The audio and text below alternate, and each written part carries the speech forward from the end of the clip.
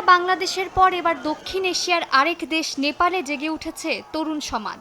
গেল সপ্তাহে কেপি শর্মা ওলি সরকার ২৬টি সামাজিক যোগাযোগ মাধ্যম বন্ধ করে দেয়। এর প্রতিবাদে রাজধানী কাঠমান্ডু নিউ বানেশ্বর থেকে শুরু হওয়া জেনজি নেতৃত্বাধীন আন্দোলন ছড়িয়ে পড়ে পোখারা, বিরাটনগর, জনকপুর, হেটাউডা আর নেপালগঞ্জেও।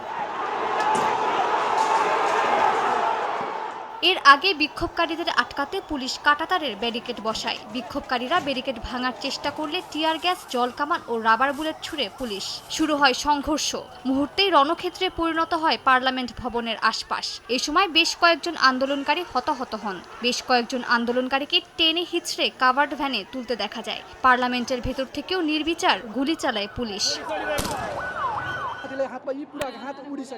একটু আগেই পুলিশ গুলি চালায়। আমাকে মিস করলেও আমার পেছনে দাঁড়ানো বন্ধুর হাতে লাগে। এখনো পার্লামেন্ট থেকে গুলির শব্দ শোনা যাচ্ছে। রাস্তায় দাঁড়ানো আমার আরেক বন্ধুর মাথায় গুলিবিদ্ধ হয়েছে। পুলিশ নির্বিচারে গুলি চালাচ্ছে, হাঁটুর উপরে নিশানা করছে। প্রশাসনের এমন করার কোনো অনুমতি নেই। প্রচণ্ড সহিংসতায় কাঠমান্ডু এবং অন্যান্য শহরে প্রাণ হারান কয়েকজন বিক্ষোভকারী। আহত হন অনেকে, যাদের মধ্যে কয়েকজন গুরুতর অবস্থায় হাসপাতালে ভর্তি। চিকিৎসকরা জানিয়েছেন আহতদের মধ্যে কয়েকজনের অবস্থা আশঙ্কাজনক।